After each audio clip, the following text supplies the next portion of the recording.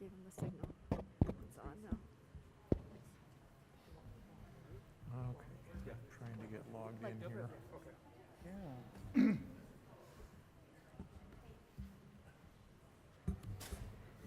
Oh, jeez. I'm gonna die here. Ready? Battery.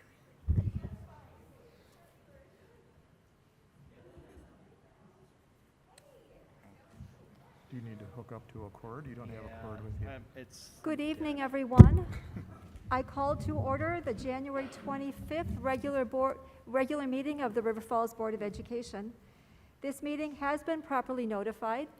We are going to move into hearing from visitors or delegations. One of the things that we've been asking over the many, many months is for people to limit their comments to 2 minutes. We understand that, especially when you're standing before the board, it's hard to keep track of how long 2 minutes will be. So we do have a timer at the top, which will help you to keep track of your time. When you approach the microphone, please tell us your name and if you're in the school district. So, are there any visitors or delegations who would like to address the board this evening?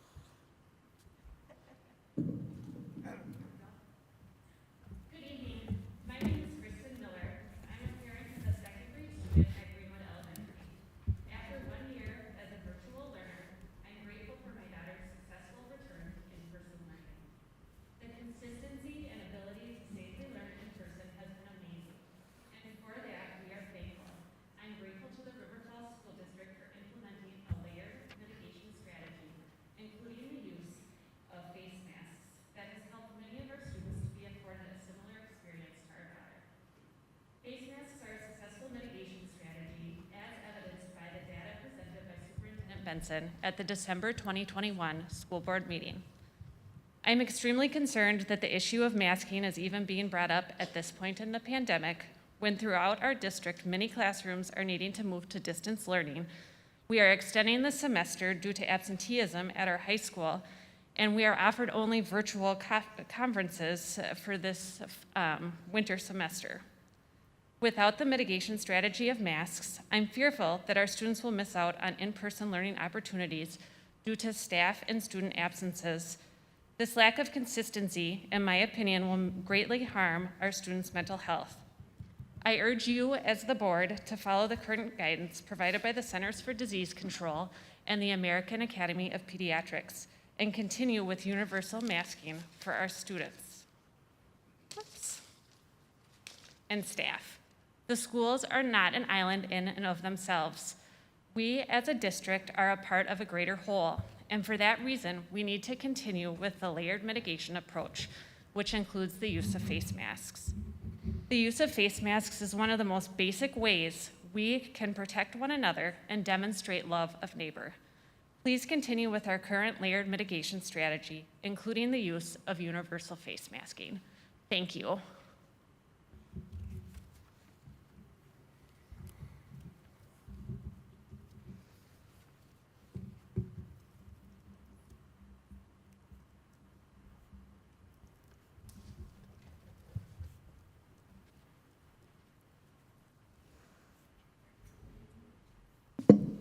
Hi, Jackie Nickham, River Falls.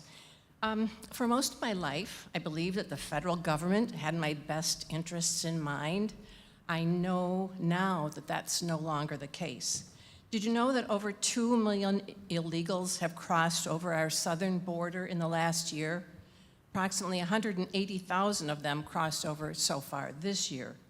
Did you know that the Transportation Security Administration, that's the TSA at the airport, allows illegals to board our commercial airlines and travel into the heart of our country? According to TSA Administrator David Pekoski from the Department of Homeland Security, documents such as warrant for arrest of alien and warrant for removal/deportation are acceptable forms of identification. And yet, folks, at our elections, people don't want to have to show ID. Did you know that a Wisconsin records request in Dane County revealed that there was no data available that would confirm that mask wearing versus not wearing masks made any difference in the virus transmission? And yet, public health officials continue to force mask wearing. No peer-reviewed studies could be presented. Each of you are wearing masks. Why? None of them are preventing that virus from getting to you. Is it because of the noble lie? Is it because of virtue signaling? Or is it because of mass formation psychosis? You might want to look up those three things. Anyway, and then one last question. Because people know that I will come and speak at these meetings, they tell me things about what is happening in the school. So I have one last question, and it's really kind of off the subject. Why are students asked about their preferred pronoun? Thank you for letting me speak.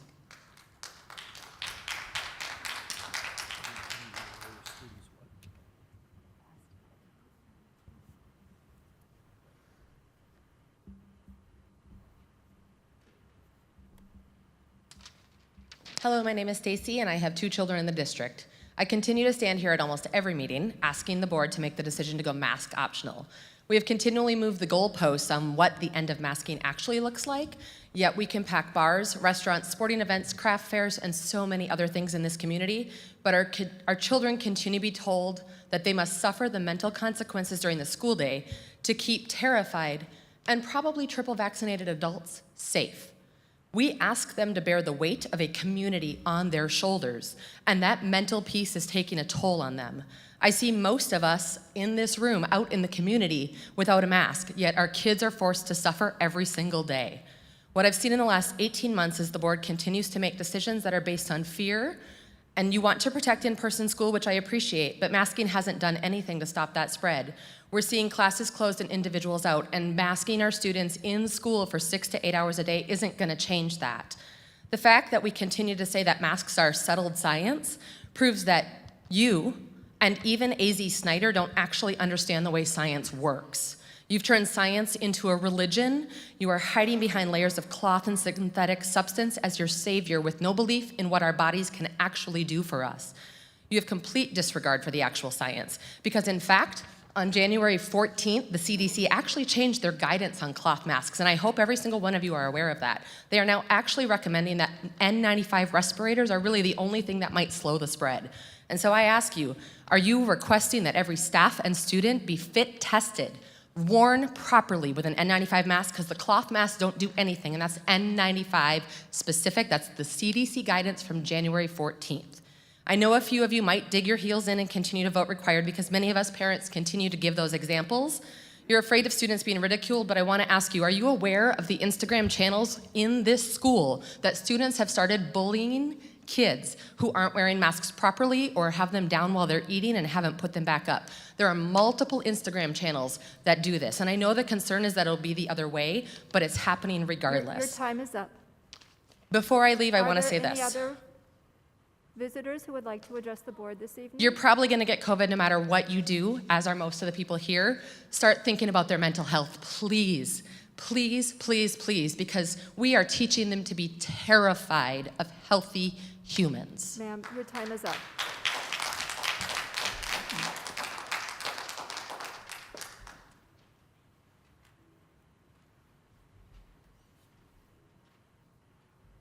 Hi, my name is Carmen Gillis, and I have 2 kids in the school district and 1 in Hudson.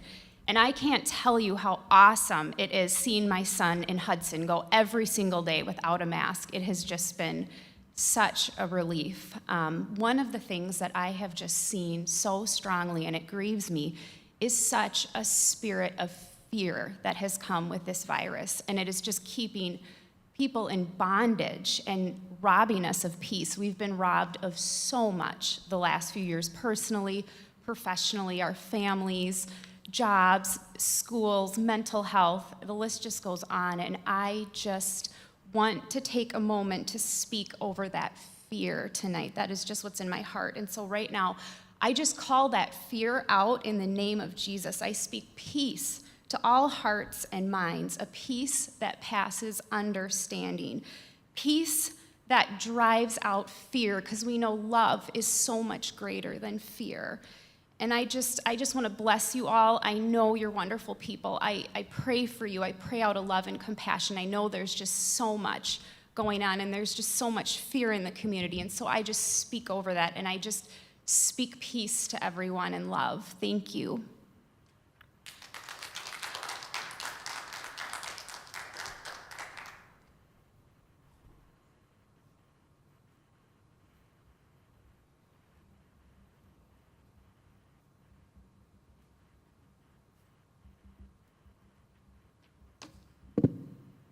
Kathy Howard, 2 kids in the district. I just wanted to ask that you guys maybe take down the 0.0 mask matrix and kind of give the choices back to the parents here. Kind of the same request I have been making. I just think that, you know, with the new stuff that people have been, like she mentioned, the January 14th CDC, the NIH, the WHO are all walking back their advice. Not new, but changed. These are things that have always been established. The masks have been established since the early 19th century that they don't stop a virus. And it's been established in the literature since May 2020 that it is airborne. So with the CDC saying it is airborne and only an N95 works now, I'm just asking that we give the choice back to the parents. Airports and hospitals are all switching to N95s mandatory. In the Twin Cities, you can't even walk into a hospital anymore with a cotton mask. So I think we can be up to date here in the town of River Falls too. I think we need to stop this child abuse. You know, I would never ask children to be sacrificed for me, even if it does prevent everything. Even if what you're pretending is true, I would never sacrifice kids for my own happiness or safety or peace. It should be the other way around, that we are here to help them. I think I choose the smile every time. Kids deserve the right to learn nonverbal communication. Kids deserve the right to learn emotional expression. Kids deserve the right to learn how to enunciate words and see a teacher smile and a classmate smile and learn how to gain human connection and grow their humanity. You know, if it's financial, I would let the millions of dollars go or whatever it is. Like, let's choose the smile. Every time. Like, we don't need a fancy auditorium or shiny TVs. Let's choose the kids this time. Let's be up to date with our science. It's changing. We can do that too. Let's change. We can admit it, and we can change. Please consider that. It's okay to admit we're wrong, and we should move forward with new things. That's okay. Thank you.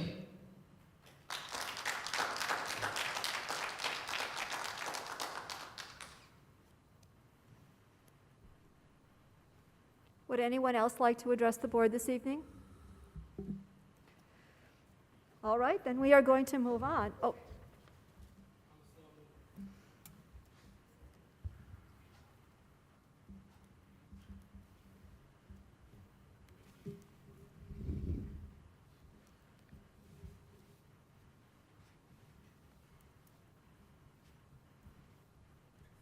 My name is Martin Kretzman. I live in the district. I've got 3 kids, two at the middle school and 1 at the high school. I got 3 quick things to say tonight. As I've watched the numbers over the past year with infections and cases that have been reported from Jamie every Friday, that get those emails and read them, compared them to other school districts in the area with Hudson, Prescott, New Richmond, Ellsworth, across the river. Don't want to talk about Minnesota too much, but I will, Hastings and whatnot. Watch those graphs look almost identical to what we're doing. So I wonder, we have some school districts that are having masks optional, and that's what I'm talking about tonight. I'm not ever going to tell a parent or a child that they can't wear one. You could wear 3, you could wear 10. The school districts that are having them optional are the same shaped graphs, numbers going up and down. Then what are we doing by having them mandatory?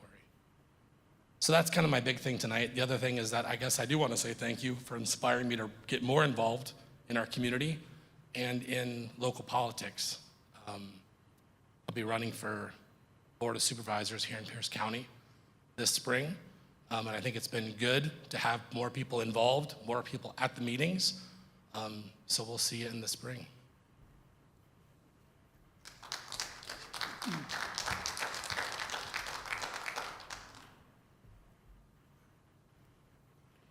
Would anyone else like to address the board?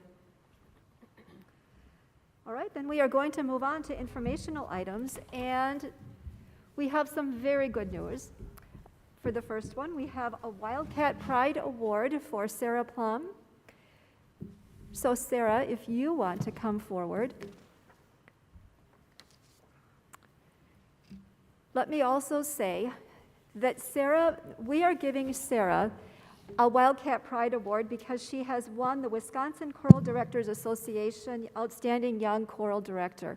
Unfortunately, due to COVID, she was not able to get the plaque in Milwaukee as she was supposed to. So in the end, it's our good fortune that we get to be able to present that tonight. Good evening, and my name is Kit Lidke. I'm the building principal here at River Falls High School. I have the pleasure of being Sarah's lead evaluator here at River Falls High School and also a member of her church, which she is the choral director. On behalf of the Wisconsin Choral Directors Association, it is my distinct and esteemed privilege to present the Outstanding Young Choral Director Award to Sarah Plum. Congratulations. Oh, one more, Sarah, you have to wait. You're not done yet. So we have one more. This isn't quite to that level, so congratulations on that. But here in the district, we also take time each meeting to present Wildcat Pride Awards. And so this is a recognition from the Board of Education extending our congratulations to you being selected as the 2022 Outstanding Young Choral Director by Wisconsin Choral Director Association Board. And thank you. And we also want to say you are a true ambassador of Wildcat Pride. Thank you.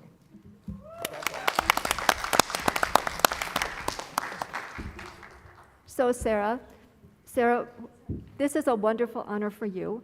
It's also an honor for the school district to have a teacher in the district who has won such a very fine award. So you're a gift to your students, you're a gift to your colleagues, and we're very pleased to have you in this school district. So thank you for your work and congratulations.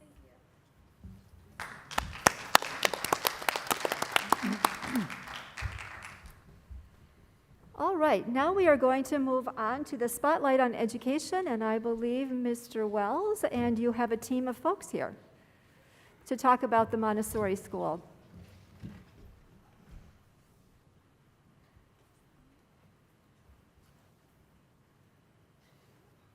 All right, good evening. Nate Wells, principal at the Montessori School, and I brought a few others with me who will introduce themselves in a bit, or right now. Might as well do it now. Yeah. Okay.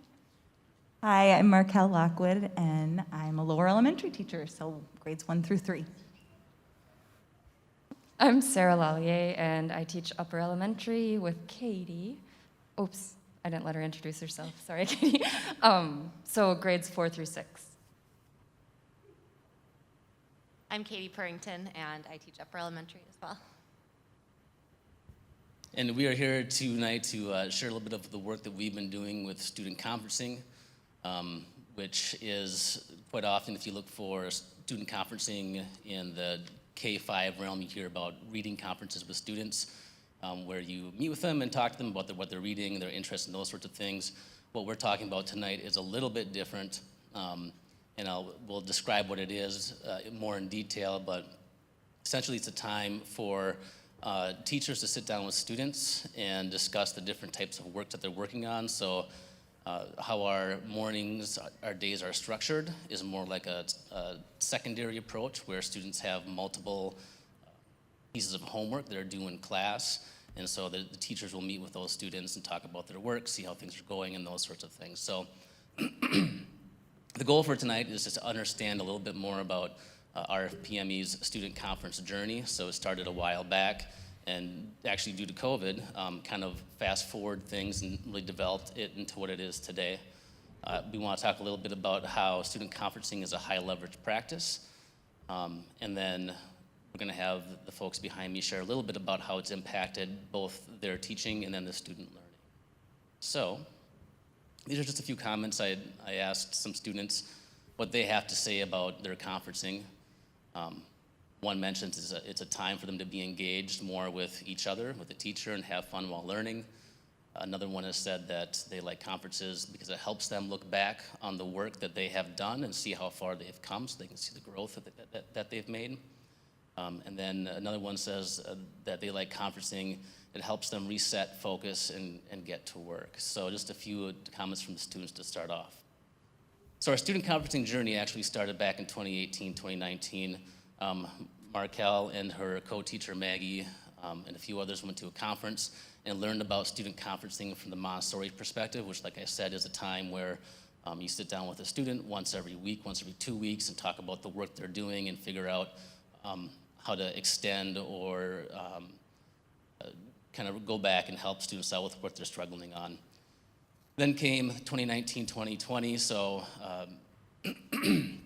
mainly Miss Maggie and Miss Markel's class were just kind of experimenting with student conferencing. How do you make it work? How do you make it fit into the day? How do you make sure that you conference with the students and don't leave anybody out? There's scheduling pieces to it.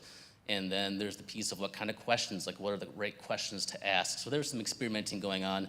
And then the pandemic came, and we as a school and as a district had a conversation about, with the limited time that we have with students, what practices are high leverage and what practices are going to be most impactful with the small amount of time that we have with them. So that's when we started focusing on John Hattie's work, which I'll talk about in a moment. And we wanted to focus on practices that were high leverage, which had high impact on student learning. Fast forwarding to this year then, we combined after what we learned with John Hattie and what we learned about conferencing, realizing that was perhaps one of the highest leverage practices we could have. We talked about how to take it to a school-wide approach and make it part of what we do in all of our classrooms. So John Hattie, real quick, should say John Hattie's work. He did a meta-analysis of over 800 studies and ended up focusing in on the practices, the certain factors, attributes that impact student growth and learning the most. The two books that we focused on were Visible Learning, which was his first book, and then Visible Learning on Feedback, which kind of digs a bit more deeply into the types of feedback that we can have with students and how to use those to improve learning. So, just a few quick notes for the upcoming slides. John Hattie, like I said, it's a list of the best work. Since 2002, his work has grown. The different ratings of some of these things have changed. So if you do dig deeper into this and you see some numbers attached to some things coming up, and you're like, hey, those are different, it's because the numbers have changed, and we're focusing off of this book right here. It's also important to know that many of these things that we talk about, so we talk about feedback, and he has things in his work that also talk about class size and those sorts of things. Those things in isolation aren't markers for success or failure. They interact with each other quite a bit. So when you see something that has the effect size, so it's going to be a decimal point, anything that's 0.4 and above is deemed to have good gains, okay? And there are things that have negative effects. So things like sustained television have a negative effect. Depression has a big negative effect on learning. So those are all things that if you want to dig deeper into Hattie's work, it's really interesting, but it will give you some context for the next few slides. So back in 2019, 2020, when we started, go to the next slide, when we started talking about, the next one too. When we started talking about what are we going to do with our students online, we're going to have some synchronous stuff happening. What are we going to focus on to make that learning most impactful? And so we went through and looked at Hattie's work. These were little playing cards that we made that in the spirit of Pokemon or whichever role-playing game you might want to do. We talked about the different practices and the effect that they have, described them. We created things that work well with these things and things that work against them. So teacher-student relationship is pretty easy to understand. The teacher clarity is the teacher being clear on what they want the student to know, and does the student understand what the teacher wants them to know? Feedback, which we'll talk about a little bit more in a moment. I don't need to explain it, but there are some different levels to it. Reciprocal teaching is, can the students teach other students? Next slide. Spaced and mass practice, basically saying that the drill and kill isn't super helpful, that you need to have the right kind of practice spaced out in the right amounts. Micro teaching is small group lessons. Metacognitive strategies are we teaching kids to think about their thinking?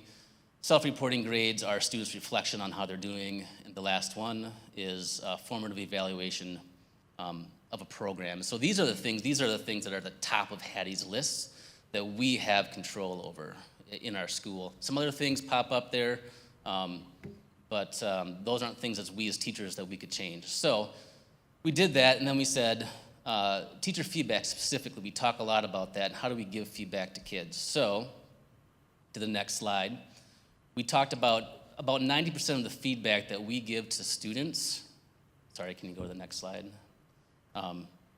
Almost all the feedback, 90% of the feedback that we give to students is from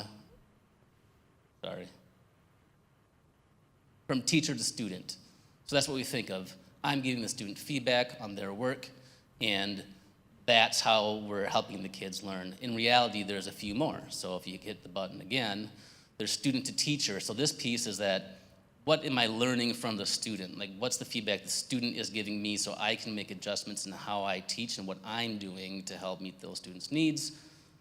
Button again, you have student to student. So quite often, when students are working independently or in groups, they're giving each other feedback about the work that they're doing. So how do we coach them and help them give each other the right kind of feedback? And actually, student to student feedback is some of the most powerful feedback that a student will take for multiple social reasons and the amount that they get when they interact with each other. And then the last one is self-feedback. And that's the highest level. That's where I can look at the work that I'm doing, I can reflect on it and decide, how am I doing with this? So we talked a lot about the different types of feedback and trying to expand the types of feedback that we use. If you go to the next slide, the nice thing about Hattie's work is he breaks it down into different levels of feedback. So does the student need feedback on how the task is done? Do they need feedback on where they are on the task and where they need to go next? Do they need feedback on more of guidance for that self-reflection piece? So we talked about those different levels of feedback with students. Go to the next slide. So that's where we said student conferencing, if you're looking at, and there's more to, you can add more of these, but of the top 15, to build teacher-student relationships, to improve teacher clarity, to have kids have self-reporting grades, which that's the piece of reflection, and our ability to give students feedback, we identified student conferencing as a high leverage practice that we can do with students.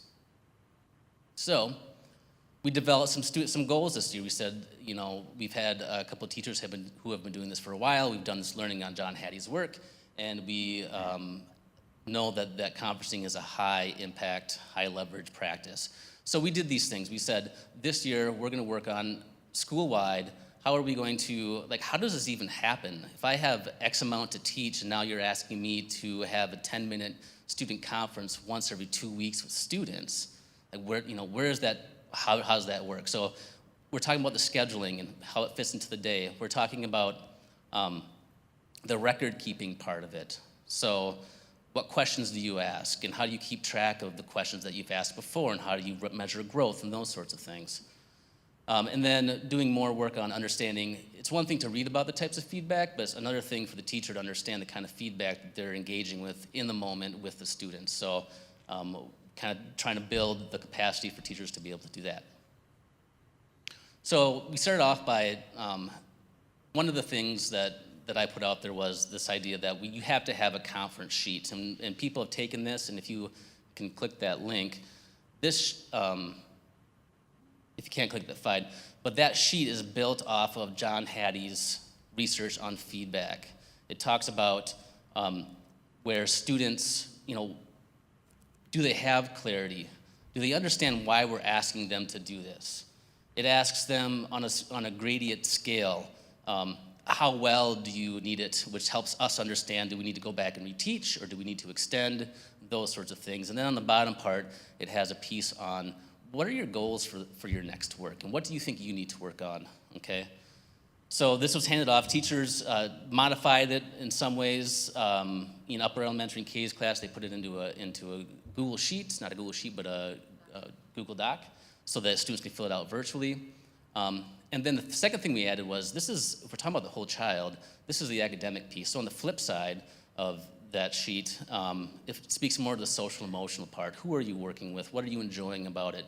What struggles are you having at home? So we found that, Maggie Markella found that when they go to conference with students, they're not always ready to conference about the work that they're doing because they've got other things going on in their life. So we tried to create something that was a tool that could be used for the whole child.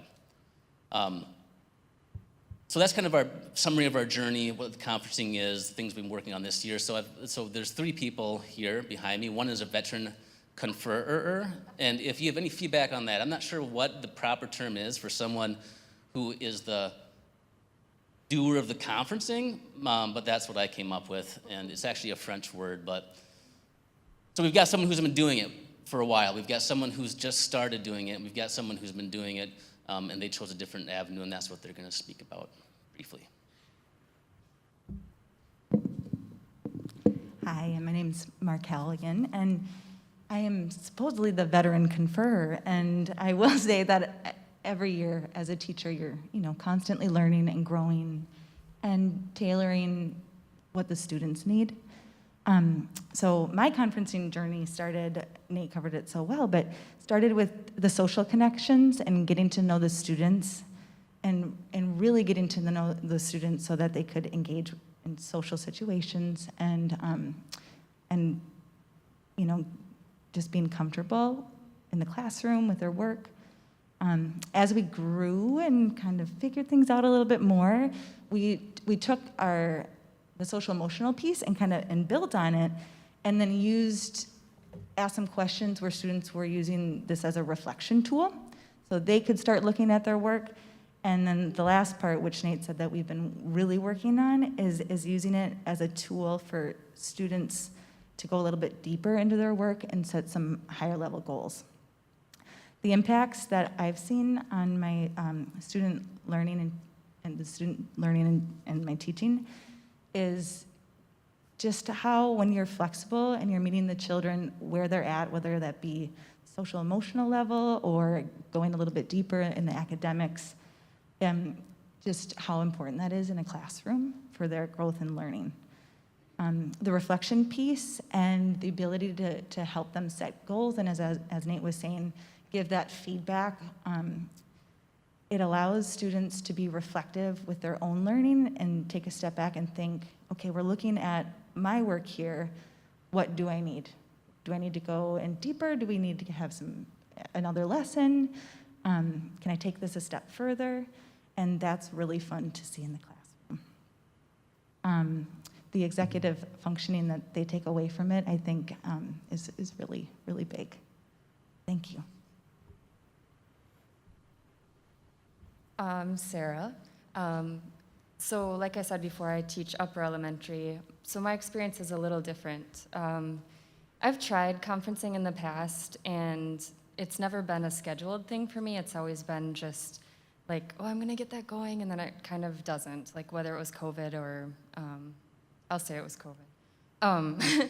But never really got in a groove with a scheduled timeline that the kids could count on, and that was always kind of my goal, was to get it rolling so that they knew when they were gonna conference and could be ready, and it just would flow nicely into our work cycle. So I'm doing that this year. I just conferenced today with 10 students, and in upper elementary, I think it looks a little bit different than it does for lower elementary. They come to meet with me, and I've modified the sheet that Nate created a little bit because I'm also doing my master's research on this year. So it's serving a couple really important purposes for me. But the main thing that they come to me to talk about when we meet, and they've done it enough that they know this, is we're gonna goal set. So a really important part of feedback is helping them build autonomy in their work and set their own goals. And then the next time I meet with them, we'll reflect back on their goals and see, well, how did you do? Did you meet that goal? Were you able to achieve whatever goal? So I had 10 different students set 10 unique, specific goals to them today. Could have been on any subject they wanted to work on. It could be something, a lesson I taught or a lesson I didn't teach. Maybe, like I have a student who, he's pretty on top of his work all the time, and so he wanted to set a goal to go farther in math. Like, he's like, I really want to start working on that 6th grade curriculum as a 5th grader, and I'm like, great. So how are we going to do that? How are you going to know you're achieving your goal? What tools do you need to get there? And what do you need from me and your classmates? And we set that goal. I had another student say, I want to be better at taking breaks because I think that'll help my brain relax. And I'm like, great, let's set a goal. So just helping them build that skill, life skill of goal setting, and then me giving them feedback, getting feedback, and helping them grow and then change their goals in the future, I think is going to be, like Markel said, it's really big.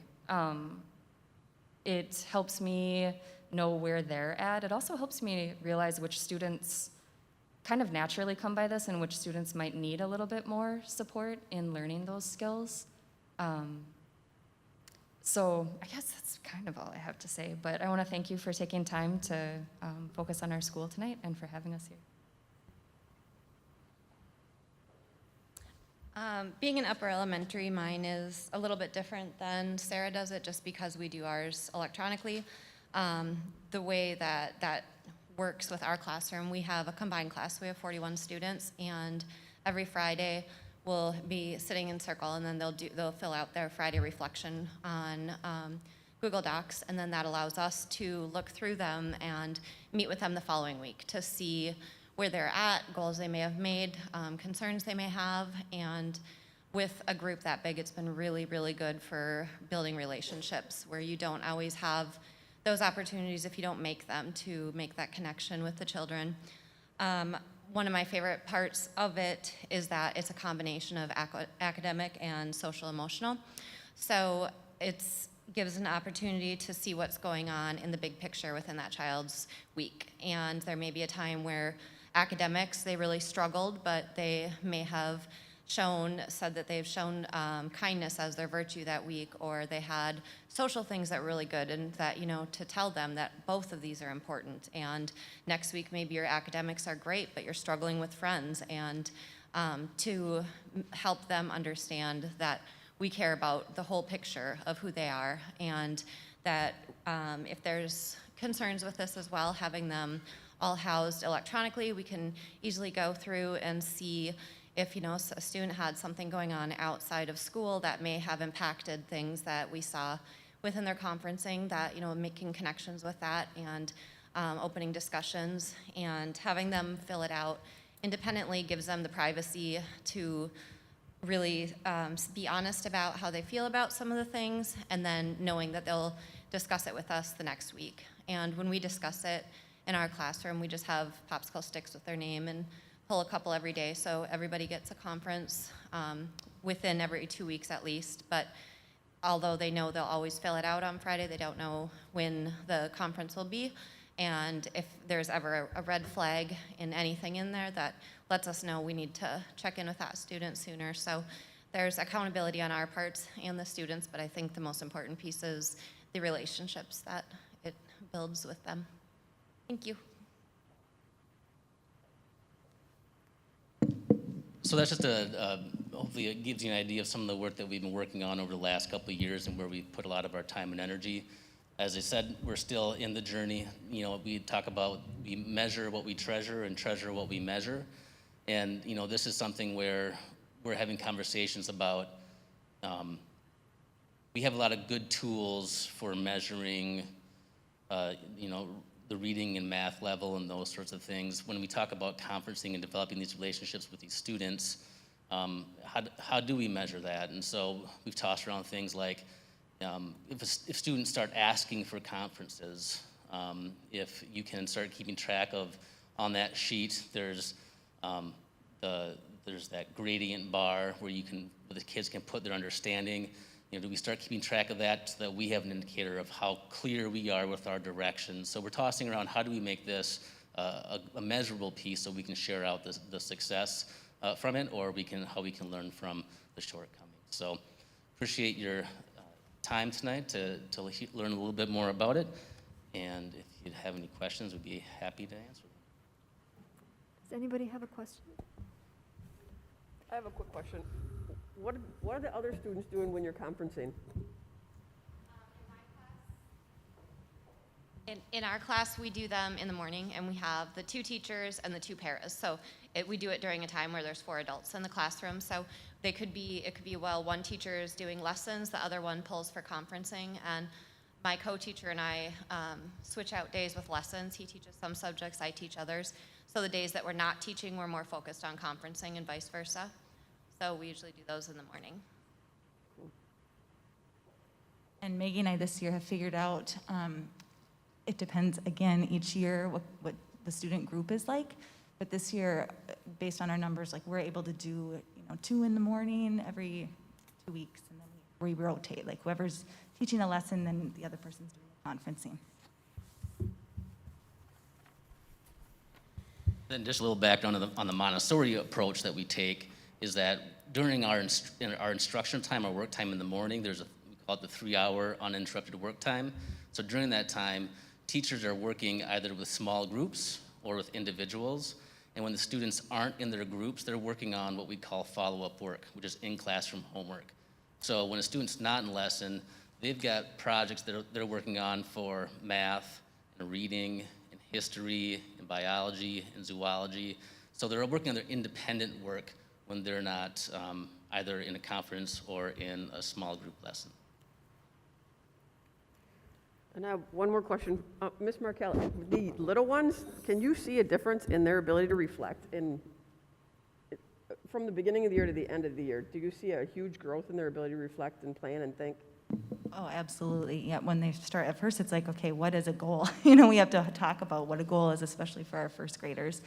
And I would say it's really fun from first through third, because we can see sometimes when we've had them for their first year, where they end up at the end of their third year, and that's an amazing difference. But within their first grade year, yes, you can see a big difference. That's amazing. That's cool.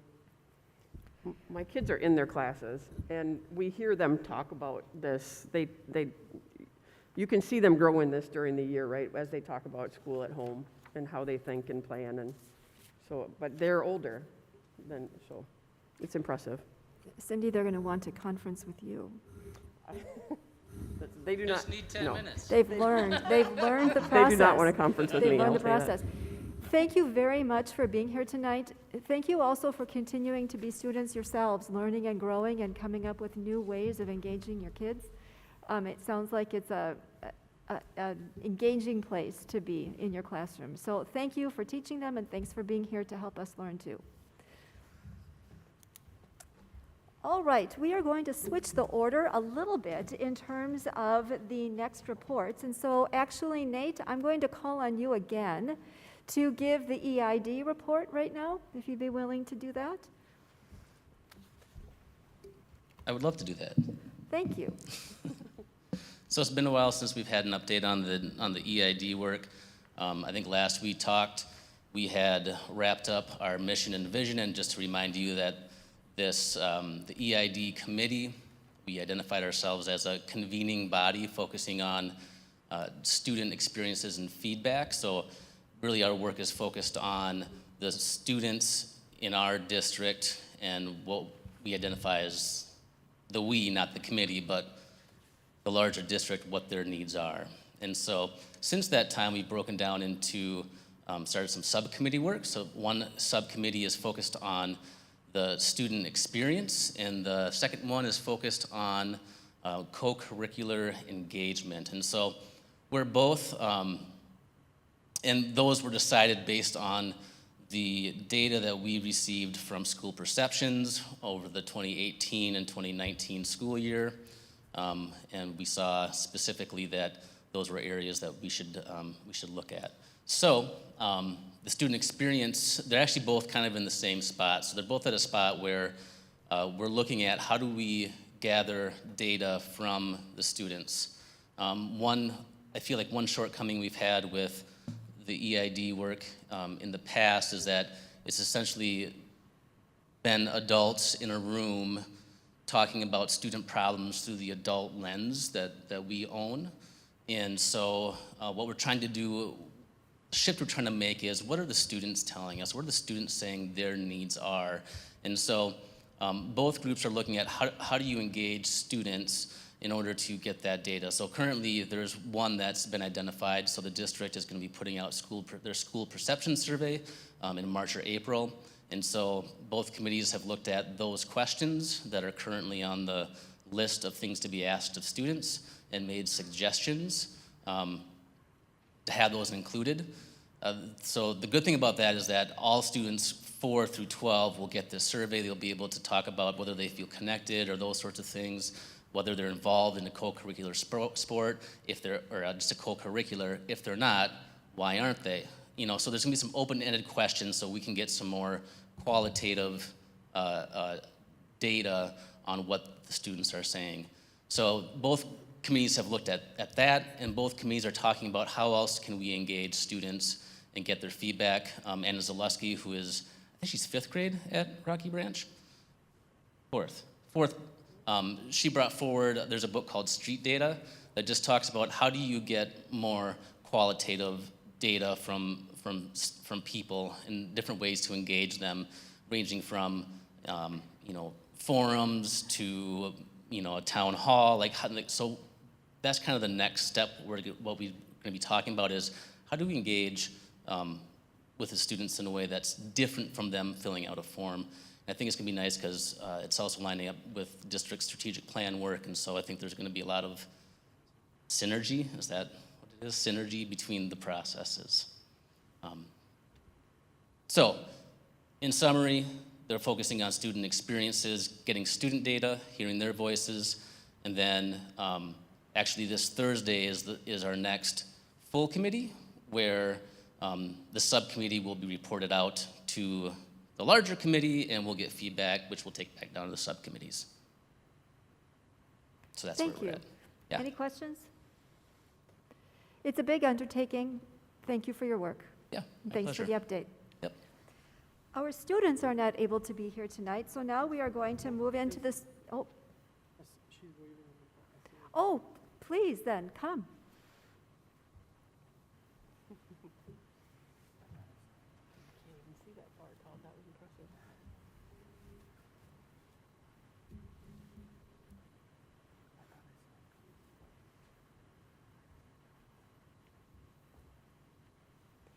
We have your spot all ready for you.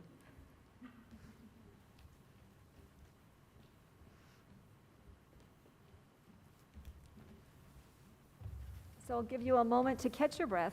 We're glad that you're here, and we're anxious for you to share with us a student report. First of all, I want to apologize because I'm kind of late. I get a little confused with that time of it, but I'm here. It's just fine. You've got the floor.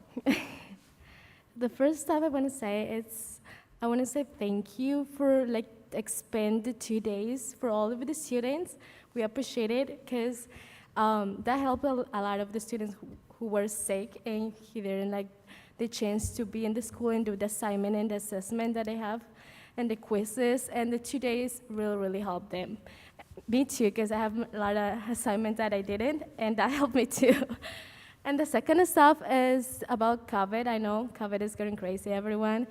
There is a kind of 2 ideas I can say, half of the students think that the contact traces, there is a lot of contact traces right now, and they are thinking about back on online classes, because they is not scared of it, but they're kind of, sorry for the word, dumb to wear masks if they hang out outside of the school, the same group, and they probably get COVID outside of the school, not here in the school, and they come to the school with COVID and get contact with other people who don't, so probably they contact the COVID to them when they eat lunch or something. And the other thing is that about back to 2 days of classes, we used to be last year, I guess it was last year. Those are the two things that the students like were talking about it in some point. I see. So those are issues that you are they're, hearing like, from thinking some about students. It. Yeah. So, and I hope that students know when they have ideas and suggestions and questions that they can definitely go and talk to Mr. Ludke about this. Yeah. Good. Do you have anything else for us this evening? No, I think that's all for Good. today. And I'm glad that the 2 days were put to good use. Thank So, you. Thank you. All right, now we are going to turn to Mr. Benson and the superintendent's report. Each month, each month I provide the board with a little update, and so the first slide here provides you with our current data, which is available on the district's website on our dashboard. So there's an accounting of the number of cases, COVID positive cases per building for students and staff. You can see on average, minus the 22nd and 23rd, we're in the upper 20s, running around 30 cases a day right now. Omicron is alive and well right now, but I'll share a couple of slides that there may be a little ray of hope coming on the horizon here. Next slide. So this is in December, and I put this on here because there, frankly, was some momentum brewing within our administrative team, the board, even within the community about our aspirations to pivot to optional masks. And we really had started debating and talking about some of those options. We called it kind of offline. We were calling it an exit plan. And started that conversation a little bit in November and into December. And so this snapshot here in December shows you where the 7-day totals were at on December 21. Next slide. They're 4 times higher today.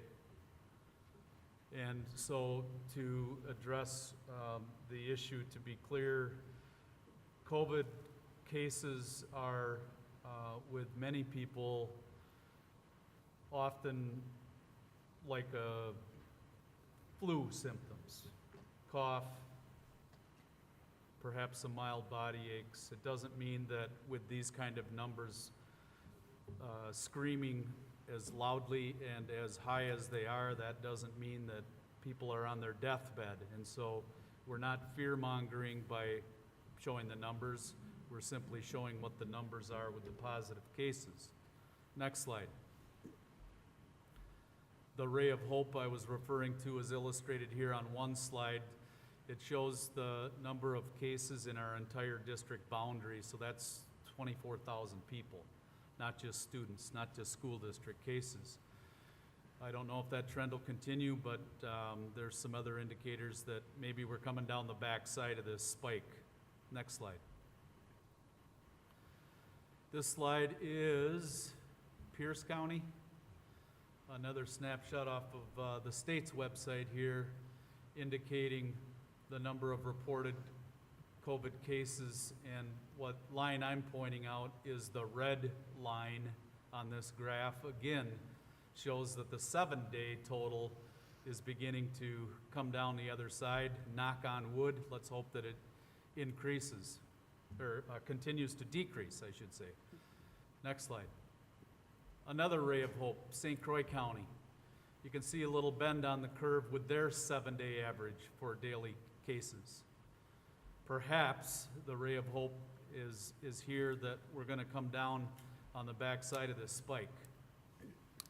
Next slide. Here is the hospitalization report, the northwest quadrant of the state is illustrated here, our particular region. And again, you can see a little ray of hope there. Next slide. Guidance continues to be masking, distancing, hand washing, vaccination. Got to put my disclaimer up there. It's individual choice. We all know that, but those are the premier top 4 mitigation efforts. I then listed some other things: respiratory etiquette, cleaning and sanitizing, ventilation, stay at home when you're sick, get tested, isolate when you're positive, and so on. So we continue to do our very best with those layered mitigation efforts. Next slide, please. My recommendation here is that tonight you, as a board, would not change our current policy related to masks. I tried to hint by those 4 previous slides that I'm remaining hopeful that the day is coming, that what we really need to do is buy ourselves a little time, that the current transmission rates don't warrant an immediate change. Number 2, I point out that in the month of January, we had more positive cases than we did all of last year. November to December, again, we were gaining some momentum to change to an optional mask policy. However, right now, it just isn't the time in my recommendation to do that. There's some indicators that the Omicron variant may have reached a peak and will now begin to slowly improve in the coming weeks.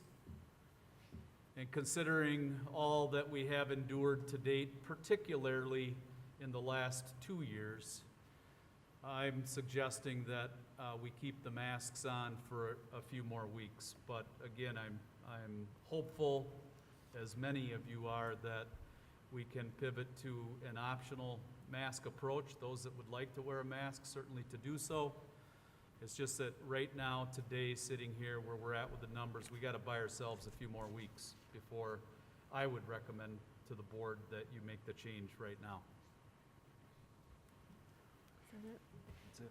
So at this point, I suggest that we move to the second page and take the item number I. So we at this point would consideration and/or action of future matrix revisions and/or modifications related to our face mask policy.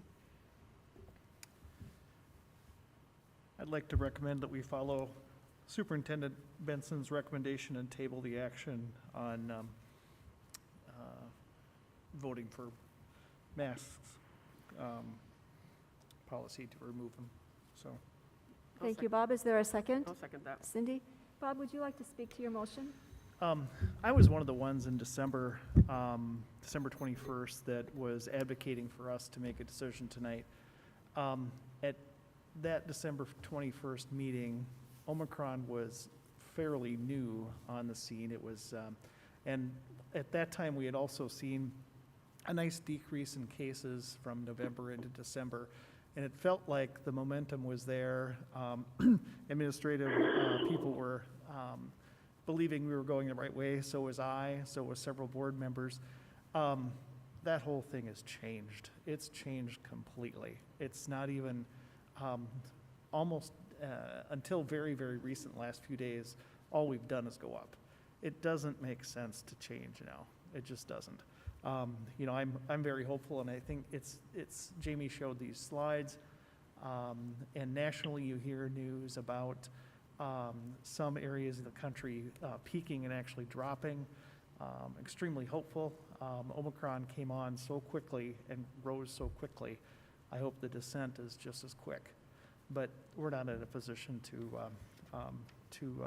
make masks optional at this point, in my opinion.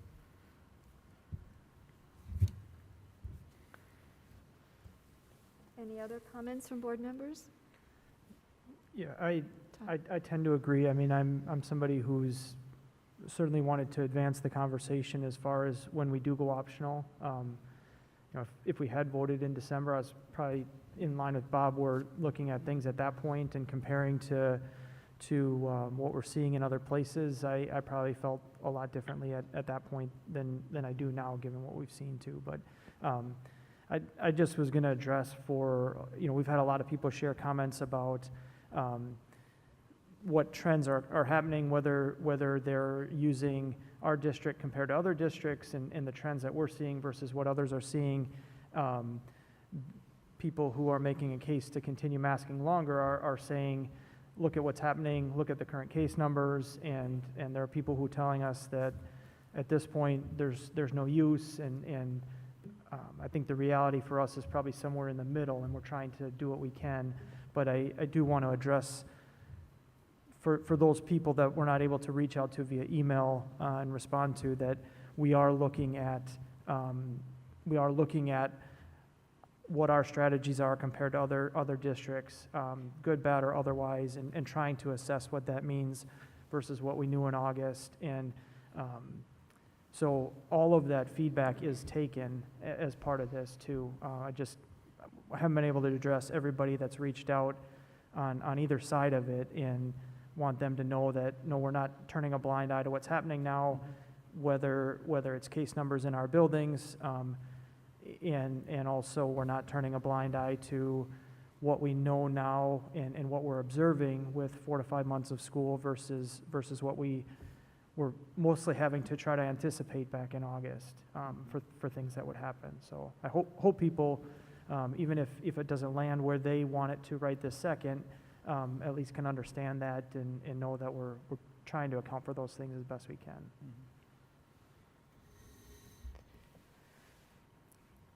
I don't think that anybody in the board in our conversations thinks that masks are a perfect layer of mitigation. We know that they're not. But we also know that we have classrooms that are just teetering on the edge of needing to be closed in order to prevent further spread, or indeed to have to close the whole school. So even though we know that masks aren't a perfect layer, even if they save some infections, which science would tell us that they do, it could be just that balance for us of keeping kids in school, which the school board set as our highest priority. So, can I ask one more clarification now? When we're talking about, do we assign a date? Or I guess I'm not terribly familiar with the motion as a table. Is that, do we table something until further notice, or do we have to assign a time frame for something like that? I guess I'm just not sure. I would say that you do not have to assign a date. Okay. I will also be transparent to say that with my recommendation to table it for now, and my effort to, again, hint at and suggest that hopefully in the next few weeks we will be in a better place, and to indicate publicly that I too am ready to see that optional day come, that rather than for me to recommend that, I recommend that you would vote tonight, and that in 2 weeks or 3 weeks that we would then go to optional mask. I'm purposefully not wanting to do that because my crystal ball continues to be a little bit cloudy in not knowing for sure that those trends I had indicated on the 4 slides as being a possible ray of good news, whether they will continue or not. I remain hopeful that they will, but at this juncture, I did not propose it to include a specific date that either you would vote on tonight, that it's optional, nor did I recommend that the board would reconvene in a week or 2, that we will continue to monitor the numbers closely. And right now, the next board meeting is scheduled, I believe, for February 21. If the board is so inclined to hold a special board meeting because the numbers are making a miraculous turnaround prior to February 21, it's always in your prerogative to do that, but I'm not recommending any date associated with it right now. I think, Jamie, we would also want to say to the public that when the day comes and we're able to go to optional masks, we will provide notice for families for whom they need to make a different decision in terms of virtual learning. So I think that what we've talked about is about 2 weeks of a notice before the change would go into effect, to give people time, to give the district a time to support them. Yeah, so that gives people an idea. Yeah, there'll be a little need for time for, some people will jump for joy and do cartwheels, and their children will come to school without a mask on, and others will be debating whether they're going to be comfortable in their child coming to school, or whether they would like to consider the virtual program, and how we as a district can accommodate some that want in virtual, some that want to leave virtual, come back into school. We're going to need a little bit of time, so whenever the board does take action, it's not going to be that evening suddenly the change is made. We'd need a little bit of time to allow for some of the logistical things to be sorted through with those choices that parents and students would want to make. I also will go out on a limb here and suggest that, to be clear, the indicator currently is that we have a mask matrix, and that the formula that was used within the mask matrix, I'm going out on the limb to suggest that that's not going to be the indicator that the board will use in making a change moving forward. As Todd alluded to, some of our own learning lessons from August to today, as we apply what we learn each day and each week, I would suspect that, again, if the trend can continue where the numbers go down, that we would not wait and follow the matrix exactly to a T, that in fact I could see the board saying that either administration redo that matrix, or else we aren't following a matrix anymore, we're going to optional, period. I guess I just wanted to say that out loud so that those that may be listening don't leave this meeting tonight under the assumption that nothing is ever going to change in accordance with the current matrix. That being said, we're also not inclined to tinker with the matrix and have it feel like bait and switch every other month either. We don't think people are going to appreciate that approach any more than some care for the approach that we're taking right now. I want to make sure everybody's had a chance to address the motion. Alan, do you have anything to say? I don't have anything more to say than what I've been saying already. I agree with what Todd and Bob have said here tonight. I think you've laid out, Jamie, those mitigation strategies that we're doing as a district, including masking, and my hope is that families who are, and we've had a lot of them contacting us, really concerned about their students and wanting us to continue the masking policy, that they will also take it upon themselves to be using good masks. I mean, you know, the evidence is pretty clear. It's the N95, KN95 masks, and I'm still struck by the number of people who feel strongly about masks but aren't using a very effective mask. So I think we've got time for families to get masks, to do the other mitigation kinds of things, and I think buying some time right now because of the infections is probably prudent. We are headed toward removing or making masks optional at some point. I think that's been the will of the board for quite a while. As Bob said, the time isn't right now. And we do have KN95 masks available for adults and for children. Right. Cindy, did you want to say anything? I'm just glad I'm glad the recommendation came back to table it and just wait. Amy, would you like to say anything? No, just that I would be willing to participate with, in a special board meeting if the numbers start dropping. Okay. I would really like to go towards masks optional. Okay. So at this point, I'm going to take a roll call vote. Cindy? Yes. Todd? Yes. I'm saying yes. Amy? Yes. Alan? Yes. Bob?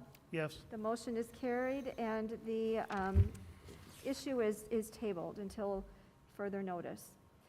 So now at this point, we're going to go back and we're going to pick up number 5, which begins our action items, and we have minutes of the December 21st regular Board of Education meeting. We have bills that have been submitted for payment. We also have recommendations regarding employment. So at this point, do we have a motion to approve minutes, bills, and employment as presented? I'll move to approve. Thank you, Todd. Is there a second? Second. Thank you, Bob. Any questions or comments? I'll need a roll call. Cindy? Yes. Todd? Yes. I'm saying yes. Amy? Yes. Alan? Yes. Bob? Yes. The motion is carried. We will move on to a report and committee recommendations from the Educational Program Committee, and I'll turn to you, Alan. Yes, we had a really good meeting on Monday, January 10th, and it took up a number of things. The first thing we dealt with, because we didn't have time at the last meeting and they'd come on a little bit quick, so we took part of the Ed Programs Committee meeting on Monday night to talk about the resolutions that had come forward from for the WASB conference that I attended last week.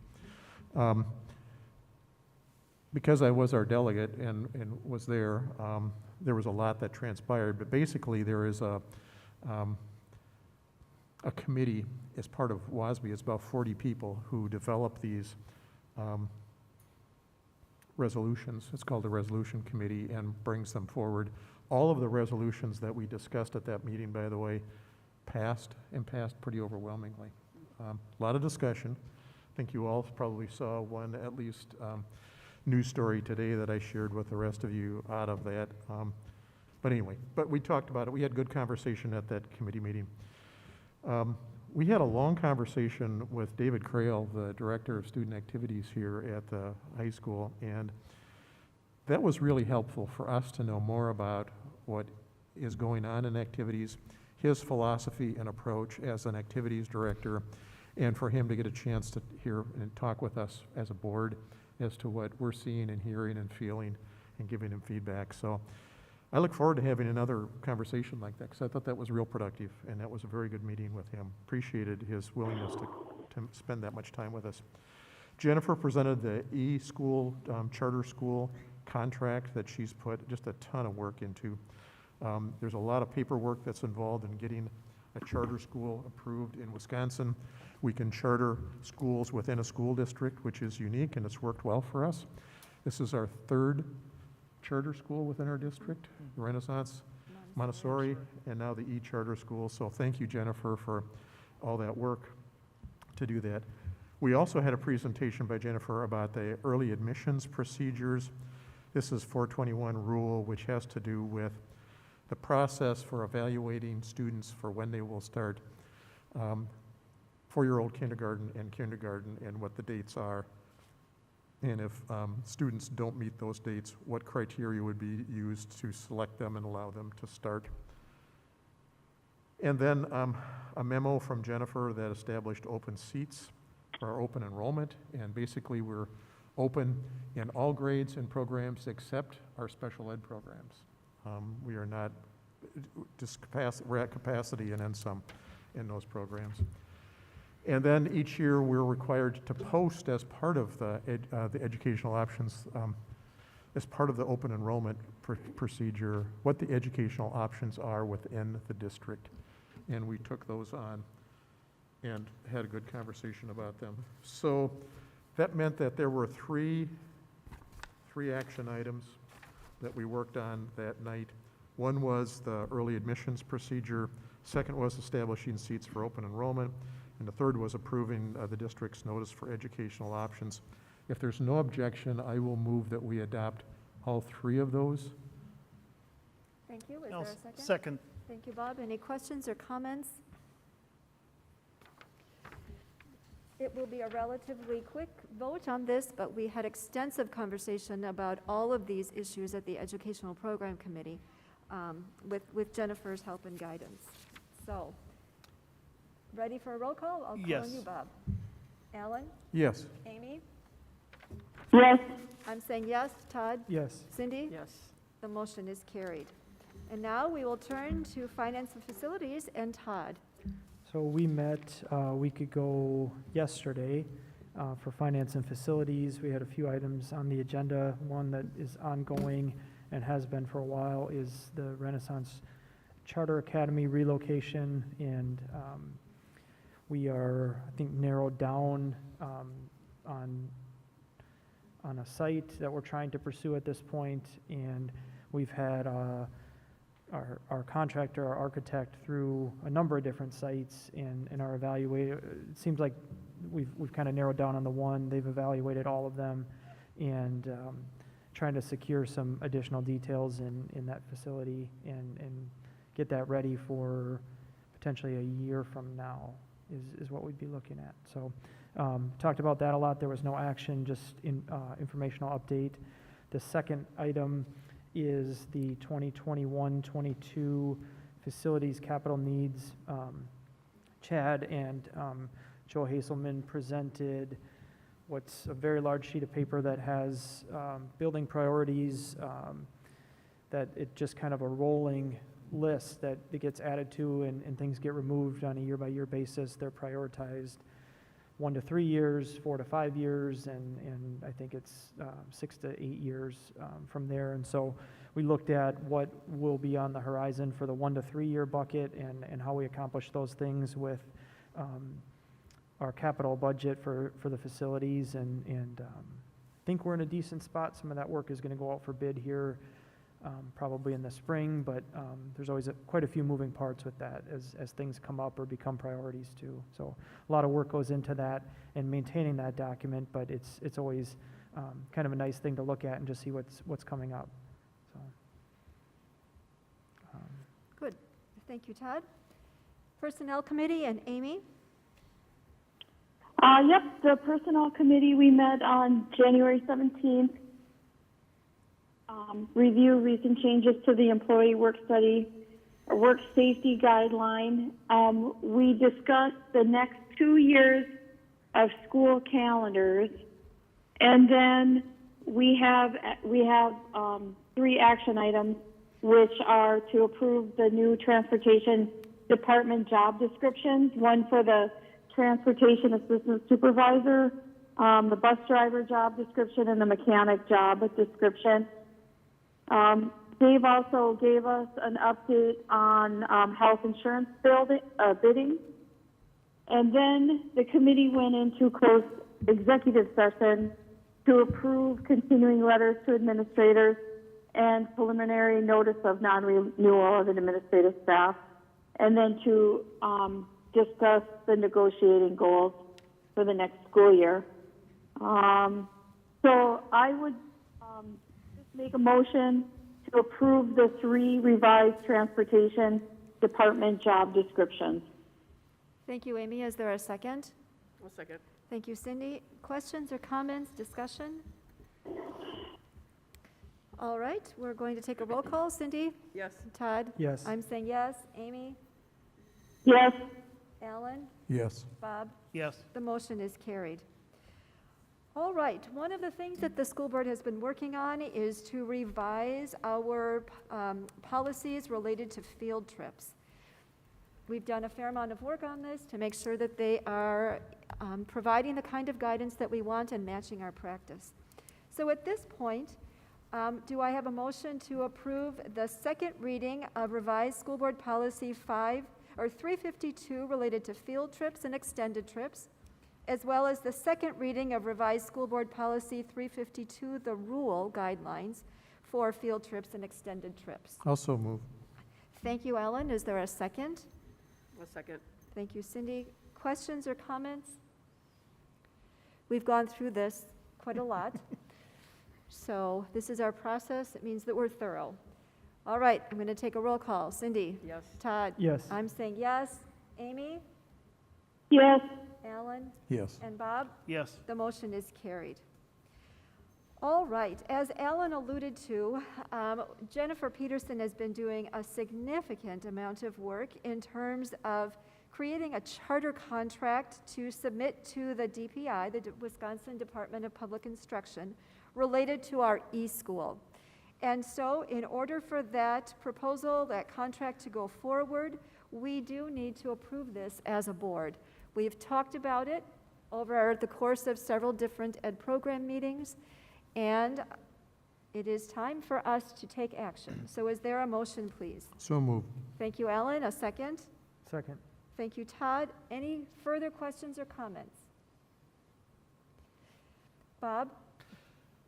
I'm taking a roll call. Oh. Sorry. Well, I do have a comment. Oh, I'm very impressed with what Jennifer has done and others. I have not been on the board when the other charters were approved. This was a very lengthy and very detailed document, and thank you for all that worked on it. So that's my comments, but my vote is yes. Alan? Yes. Amy? Yes. I'm saying yes. Todd? Yes. Cindy? Yes. And I think, Jennifer, your hearing appreciation as well as that the motion has carried. All right. So also at the last Personnel Committee, David Bell brought to our attention that there may need to be a provision planned to increase our substitute teacher daily rate of pay, simply because we have to be able to attract the strongest substitute teachers that we have. The school board directed him to say, don't wait too long, bring it back to us if we need to be able to take that action, and it is here before us today. So at this point, is there a motion to approve the substitute teacher pay rate to $200 for the remainder of the 2021-2022 school year? So moved. Thank you, I'll Cindy. move. Cindy moved, and Amy, I'll have you second. Any Great. questions or comments? All right, roll call vote. I'll start with you, Cindy. Yes. Todd? Yes. I'm saying yes. Amy? Yes. Alan? Yes. And Bob? Yes. All right, the motion is carried. Stacy, I'm sorry, I did have just more of anecdotal, but if any of the people who do sub are watching, thank you for what you've been doing. absolutely. Because it's been a huge savings for people this year to have those people willing to step up. You are exactly right, Todd. Thank you for remembering to thank them. All right, one of the things that we need to do is to be prepared for the spring 2020-2022 spring school board election. And so, in accordance with state statute, our Secretary, Ellen, drew names to figure out the order that names will appear on the spring ballot. And so it's in your documents, but I will simply say that there are 4 people who have registered to run for 2 seats. The way that they will appear in order on the ballot is Natasha Schaefer, Lindsay Curtis, Mike Miller, and Patrick Richter. So we simply need to acknowledge for the record those actions taken. So that would be a motion to acknowledge that. Okay. I move that we acknowledge the order of the school ballot. Or Second. Acknowledge the ballot order. Second. And then we will also direct our deputy admissions, our elections person to notify the municipal clerks. Right. Just, and I mentioned this at the committee, but I'll say it again in case there are people hearing it for the first time. The way in which the names are selected to be placed on the ballot, because it's kind of important when people, where your name shows up there and how come so-and-so's first and so-and-so's second. It is random. So literally as clerk, I'm responsible for it, but I don't touch them. So what we do is we go into the central office. Amanda takes the 4 names, literally writes them on a piece of paper. We put them in a basket. We get several people from the staff there as witnesses, and this time both Natasha and Lindsay were there. All 4 candidates are invited always when this happens, so everybody can just be there and watch it. And somebody draws out the names. Amanda writes them down. I'm just there to witness it.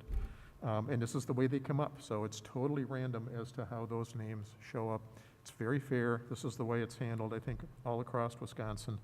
But anyway, so if anybody's got a question on how did those names appear on there, these are the 4 people who filled out all the paperwork and legally can be on the ballot. There's only 4, so we don't need a primary. If there were 5, there would have to be a primary in February before the April election. But because there's only 4 for 2 slots, we don't need a primary. So this is the way, the order that their names will appear on the April ballot. Indeed. So we have a motion that's been moved and seconded. Any other comments? All right, roll call. Bob? Yes. Alan? Yes. Amy? Yes. I'm saying yes. Todd? Yes. Cindy? Yes. The motion is carried. We've already taken care of letter I.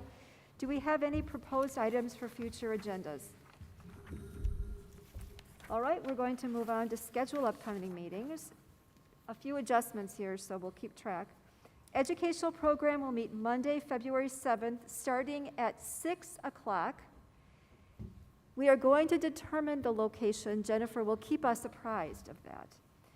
The Finance and Facilities Committee will meet Monday, February 14th at 6 o'clock at the district office.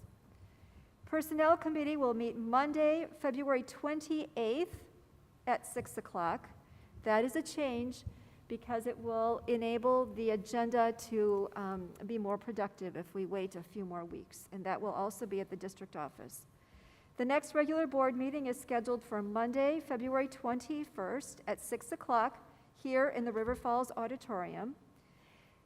The good news for everybody is we are able to adjourn our meeting right now because there is no need at this point for an executive session. So the meeting